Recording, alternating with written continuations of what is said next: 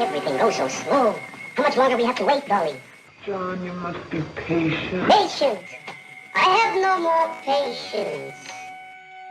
The key to making money in a situation like this is to position yourself now because it's already too late. Money. How can you talk about money when I'm talking about souls?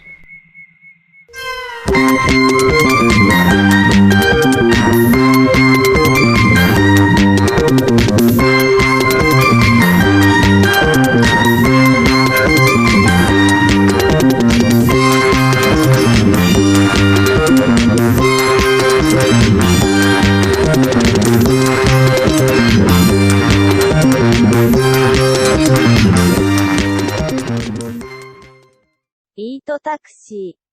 Episode 17. Time is money. I confess I do not believe in time. I like to fold my magic carpet after use in such a way as to superimpose one part of the pattern upon another. Let visitors trip. And the highest enjoyment of timelessness in a landscape selected at random is when I stand among rare butterflies and their food plants. This is ecstasy. And behind the ecstasy is something else, which is hard to explain. It is like a momentary vacuum into which rushes all that I love. A sense of oneness with sun and stone. A thrill of gratitude to whom it may concern. To the contrapuntal genius of human fate, or to tender ghosts humoring a lucky mortal.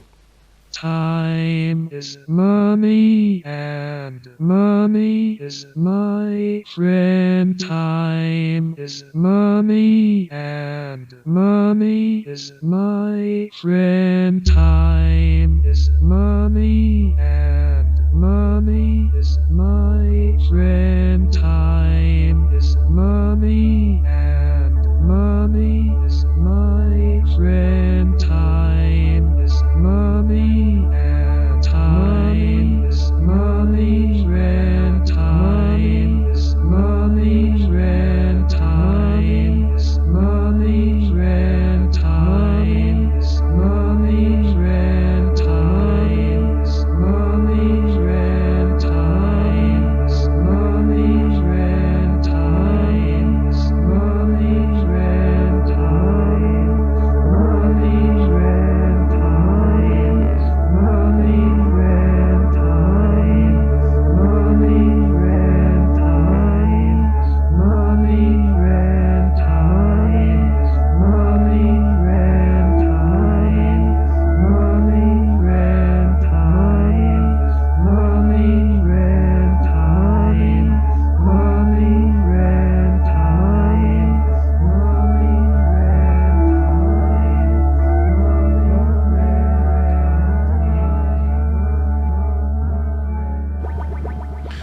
Okay, are you ready? In this episode of Beat Taxi, we're going to explore super complicated, probably the most complicated subject of all time. And I'll try to be as scientific as possible, even though I'm somewhat French. So, yeah, let's start with the definition. You know, I like to define things. I like well-defined items. So, I could bore you with extremely complicated scientific terms and so on. You know, yeah, but I'm not going to talk about dark matter or black fluid or dark fluid, things like that. So I'm just going to tell you one thing. In physics, time is what a clock reads. And I think that's as good as it gets for me. So there you go, time. End of the episode.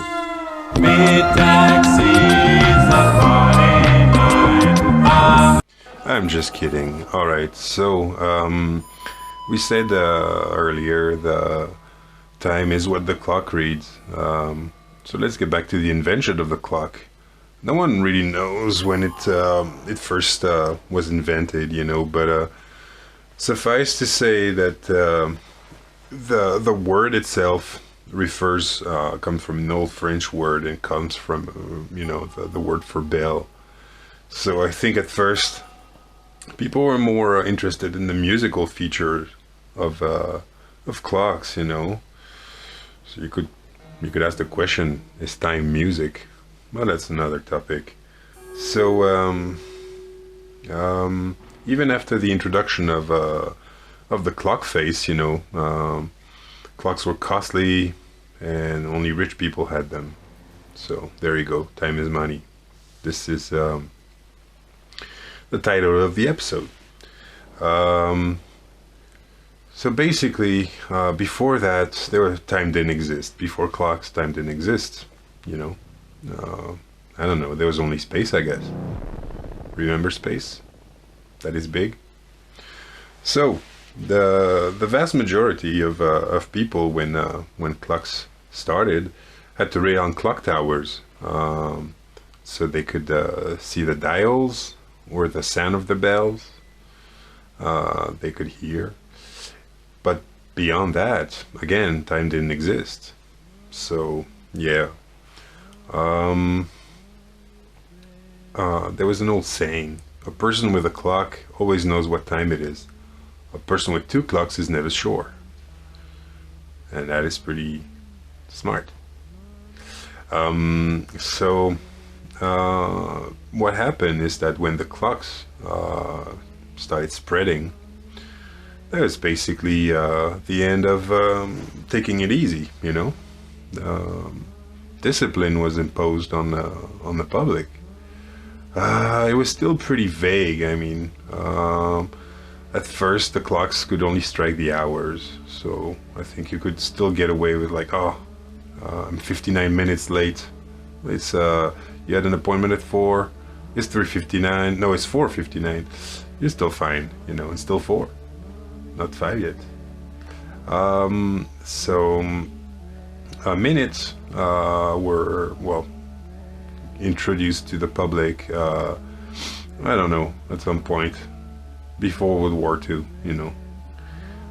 Anyway, so during the 17th and 18th centuries, that's when people started having watches as well, portable clocks.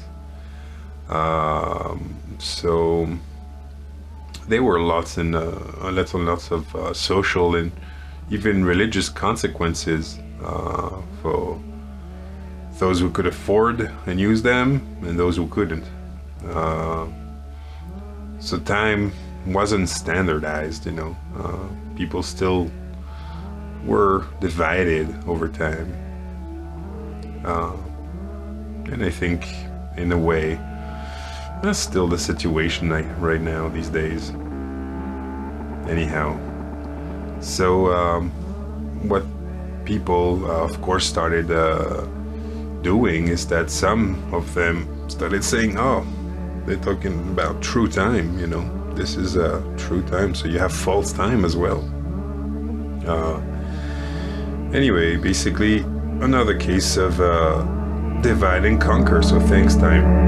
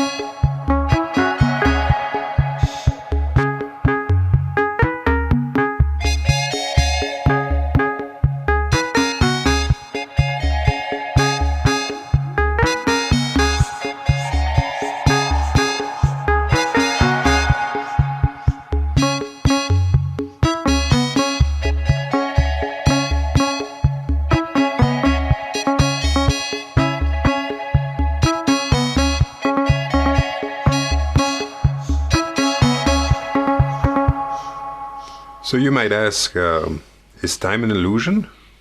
I would tend to think maybe. That's a pretty good scientific answer to a pretty good scientific question. So anyway, what's real, right? Anyway, there's roughly 3 schools of thought on time. There's presentism, according to which only the present exists. Then there's eternalism, according to which past, present, and future all exist. So pretty generous, you know. Now an interesting one is called the growing block theory, and the growing block theory is the view that only the past and the present exist, while the future does not. They think that the present is an objective property to be compared with a moving spotlight, for example, and that by the passage of time more of the world comes into being. Therefore the block, the universe, is said to be growing. The growth of the block is supposed to happen in the present, a very thin slice of space-time. Oh yeah, I'm gonna have to get onto space-time later on. Anyway, so where more of space-time is continually coming into being. So yeah, those are the three kinds of thoughts on time. But I mean, to the average person, that doesn't mean much. It's a lot of mumbo jumbo, if you know what I mean, if you remember well. So let's say that, let's go back to my earlier definition that time is what a clock reads. A more relevant question would be, whose clock? What clock? Who owns the clock? Who made it? You know, that's the real question there. So there's something that I've stumbled upon called the concept of public time. And public time to me is a big lie. I mean, when you say public, you assume that means it belongs to everyone. But public time, although shared by everybody, does not belong to everybody. It belongs to, well, basically the bosses. You know, to most people, time is just a disruption of their sleep cycle. You know, that's when your alarm clock rings. Okay. Right. Let's go.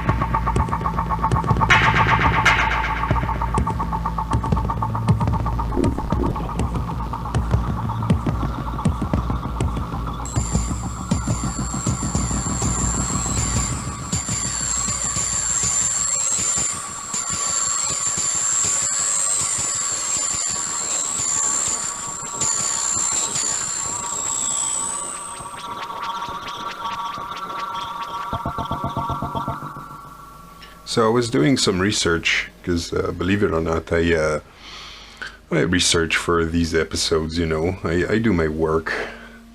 Anyway, so I checked and I just couldn't find much information about who owns time. It just says the Meredith Corporation owns time.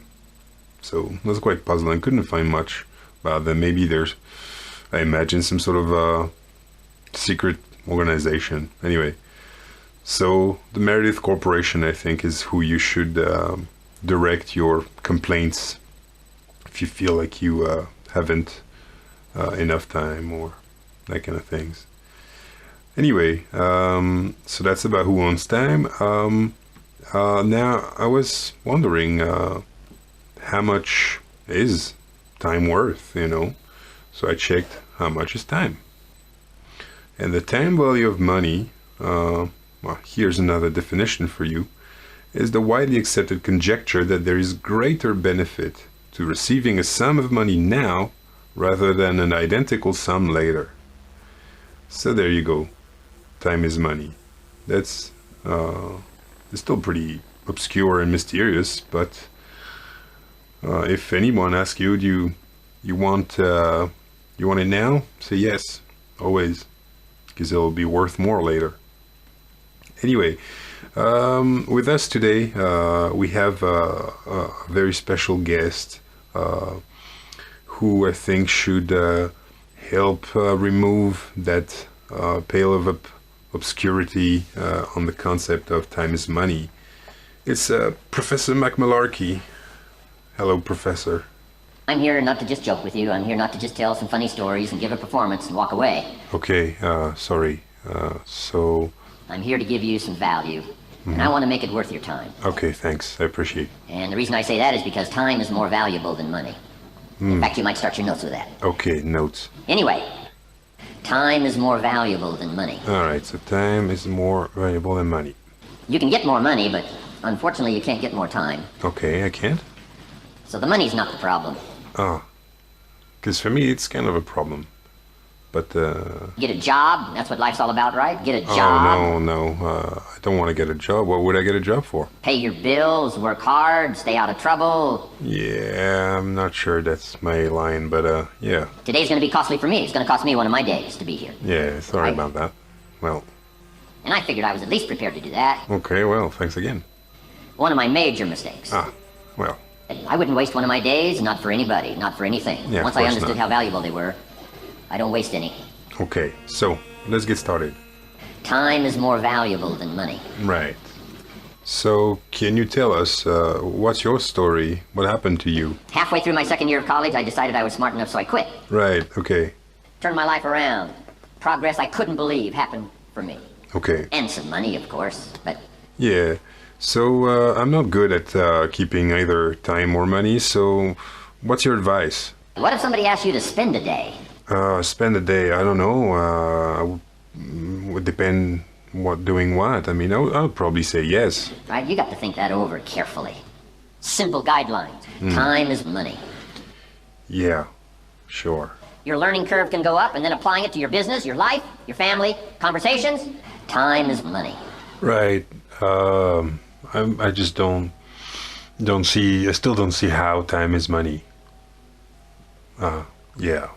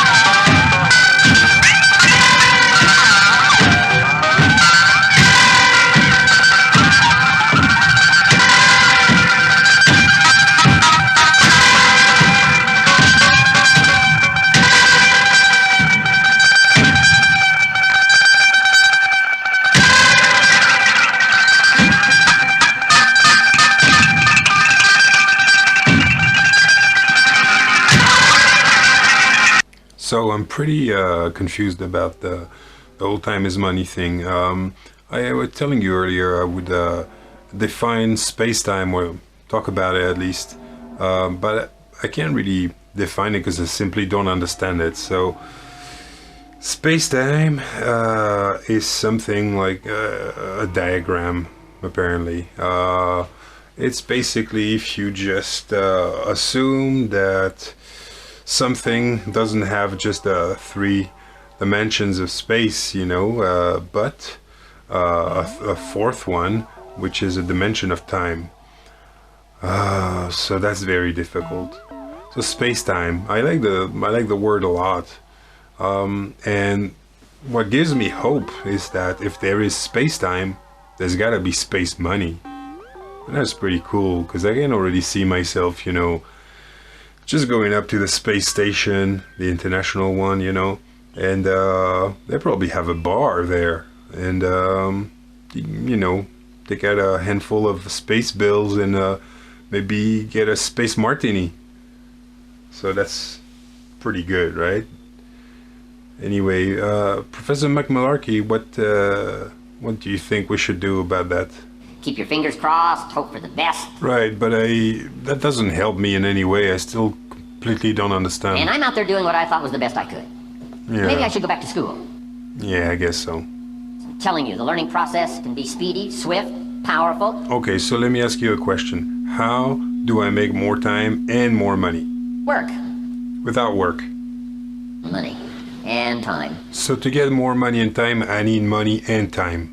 To make an investment like today of your money and your time, I'm going to invest a day, you're going to invest a day, let's get the most out of it and see what we can walk away with today. So days are a kind of currency, is that what you're saying? Time is your time. You can get more money, and that was my good fortune. Ah, Jesus. So the money's not the problem. Yeah, right, it's not the problem. I don't know what is.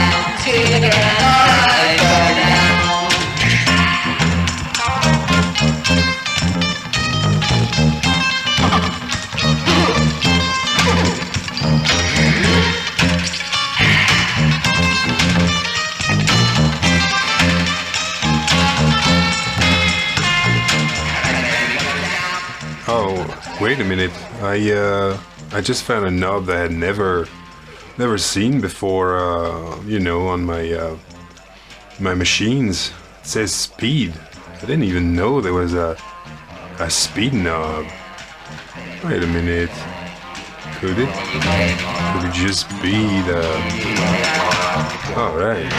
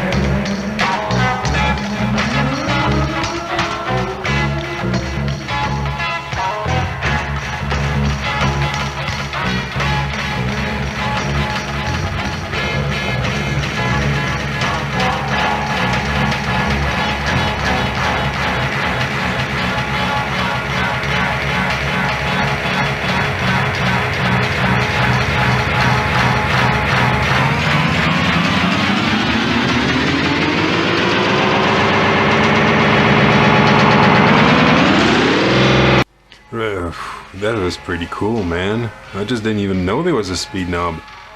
Well, there you go. I think that could be a good lead. I guess we don't really didn't really get anything from Professor Mac Malarkey. I'm starting to struggle. Yep. Well, and I'm getting embarrassed by that. I guess you should. You told us the check was in the mail. What's the deal? I don't think you earned it. You know, I don't need the money. Well, that's good for you. I guess you got time now. I should have stayed in school. So long. Time. Yeah, I guess he was right. Well, anyway, now I guess things are gonna change around here. Now that we control time, you know, there's so much we can do. I got my my fingers on the speed knob. I don't think I'm gonna remove it from it. You know, it's pretty sexy, pretty pleasant. Finally in control of time. Don't know about the money, but I don't know. Who knows? Maybe we'll figure it out in this episode without any professors at all. Yeah. Alright. Write that now, baby. Okay.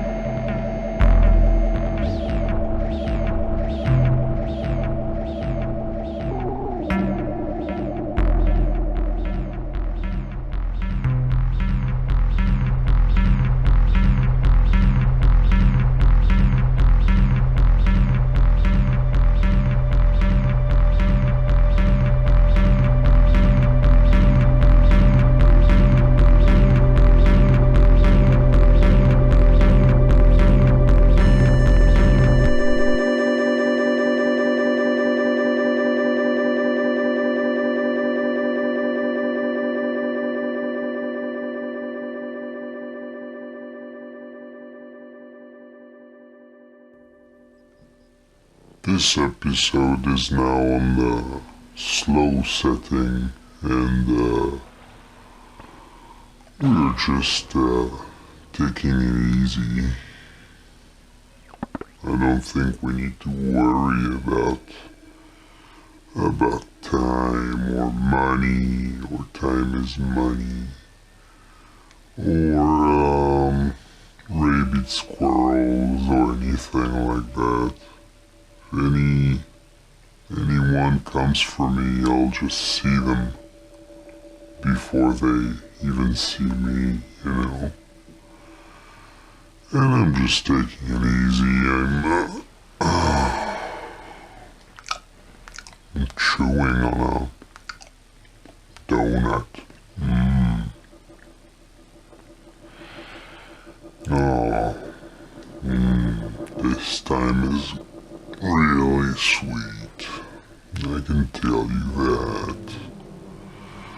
Extra sweet. This coffee too.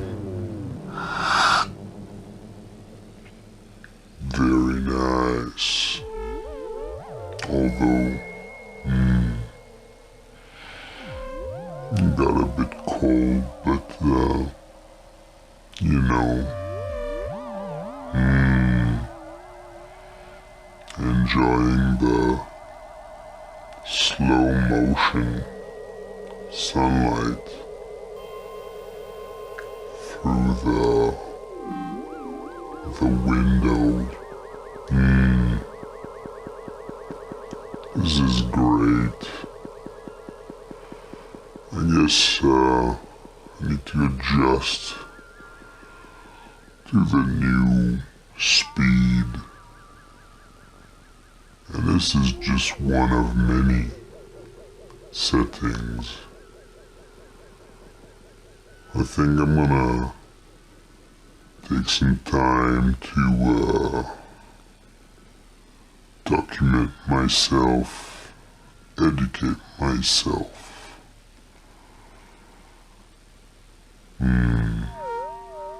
Oh, I guess I'll just do that after another cup of coffee.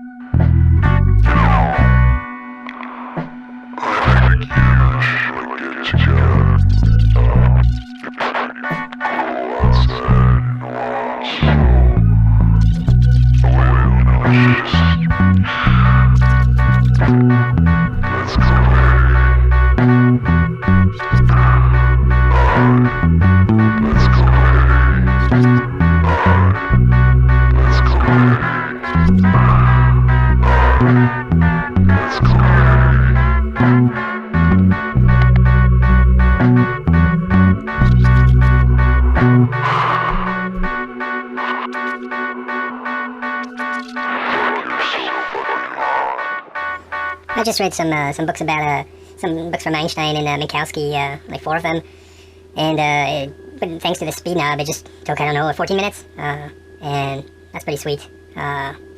So now I'm just, we're on a fast setting, and this is an entirely different episode, I feel. I'm not gonna play the theme song, come on. You know, I know you want it, but I've already done that. And, everything's alright. Not really chill, but it's very cool. I'm experiencing time dilation, you know, and muons, and Doppler effect. And man, if you could see what I'm seeing, I mean, moving particles, that's really very nice. They're just twirling around, you know. Very cool. Cosmic rays.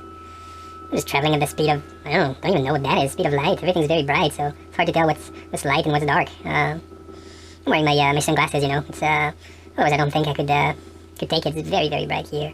I was reading about proper time and Minkowski diagram. Those are pretty cool too. Might get a t-shirt if I find one. Back in the, I don't know, sort of regular time world. It's, yeah, this is pretty sweet. Just going, super fast. Yeah, and it feels safe. Like, some kind of bubble. Just going around the room. And, oh yeah, I can fly now.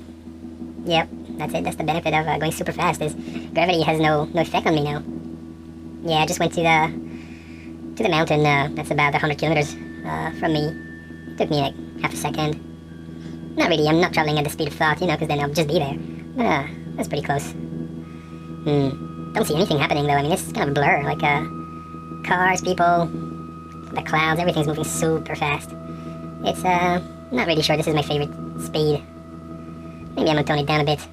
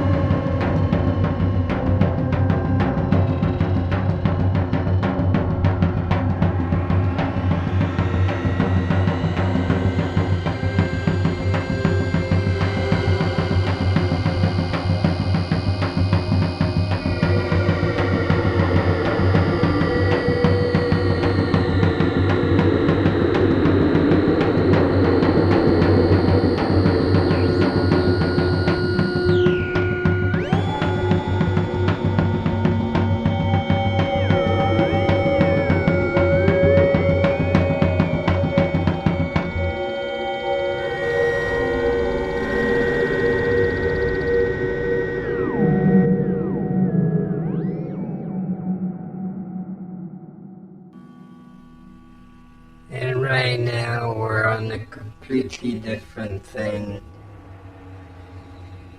I can't even explain what it's doing. It's very weird.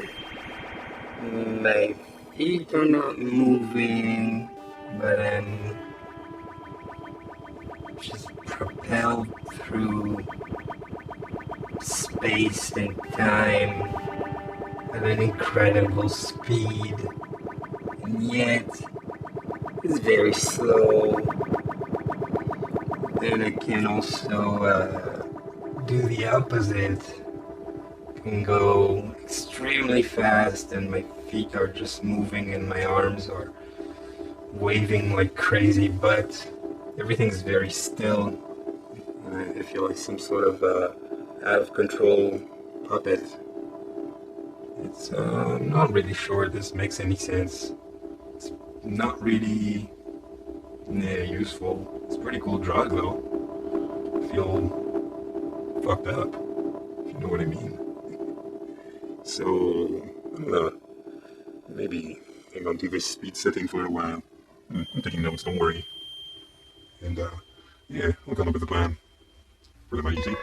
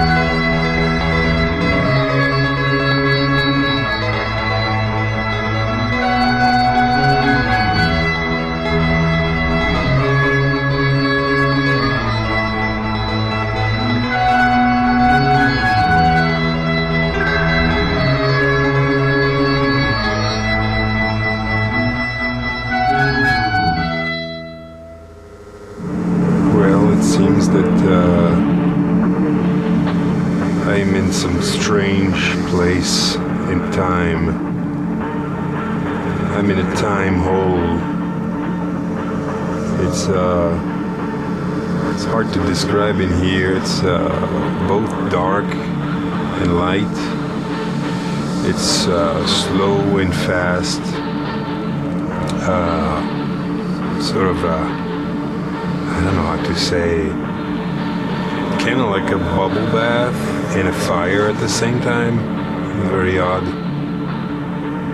Yeah. I wonder if I'm in hell or something like that. I mean, that wouldn't surprise me, but there's no one. Can't even tell like how big this is. Sort of transparent, but like dark transparent. A bit hard to explain. I'm just trying to figure out what to do here. No instructions for this. Not I mean, I read the Einstein one, you know, about relativity theory and all that. I mean, Kautsky does nothing in it either. Not sure what I can do. I mean, it's not altogether uncomfortable. It's kind of like, what to say? It's like noise, you know? It's pretty soothing.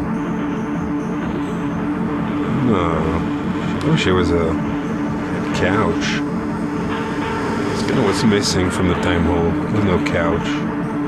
There's a table.